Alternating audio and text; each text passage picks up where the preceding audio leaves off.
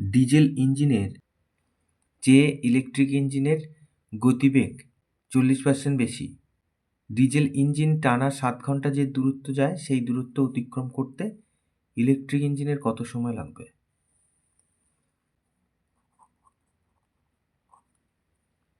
তো এখানে আমরা প্রথমে ডিজেল ইঞ্জিনের আর ইলেকট্রিক ইঞ্জিনের গতিবেগটা বার করি।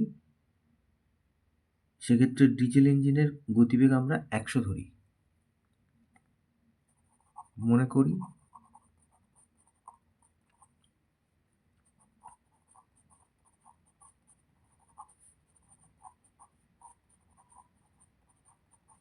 ডিজেল ইঞ্জিনের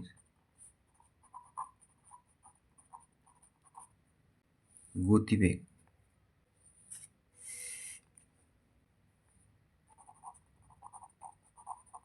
ঘন্টায় 100 কিমি। 40% বেশি বলেছে ইলেকট্রিক ইঞ্জিনের গতিবেগ। তাহলে অতএব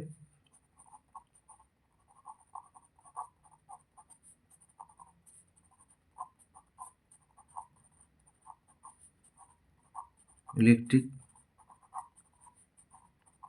ইঞ্জিনের গতিবেগ সমান সমান 100 প্লাস 40। 40% মানে 100-র মধ্যে 40। তাহলে এর 100 ধরেছিলাম, 40 বেশি হবে, 140 কিমি পার ঘন্টা।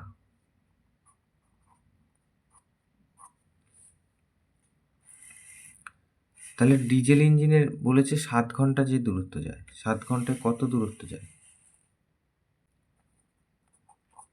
তাহলে ডিজেল ইঞ্জিন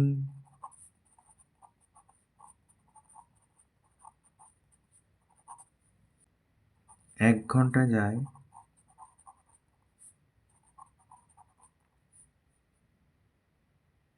100 কিমি।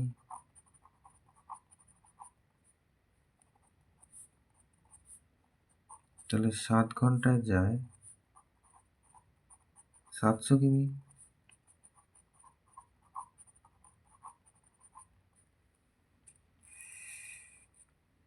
তাহলে এবার ইলেকট্রিক ইঞ্জিন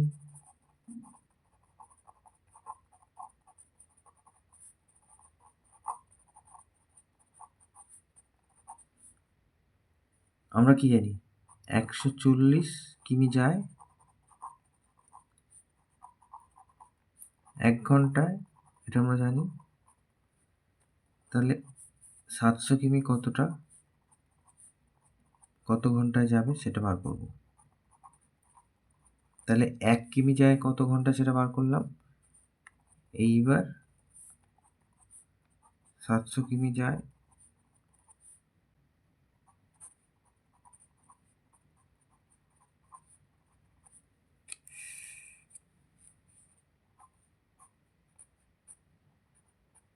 তাহলে 5 হলো, 5 ঘন্টা।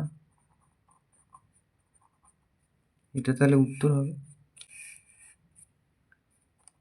অতএব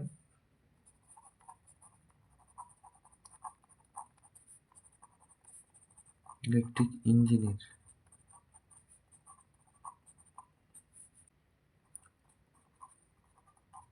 5 ঘন্টা সময় লাগবে।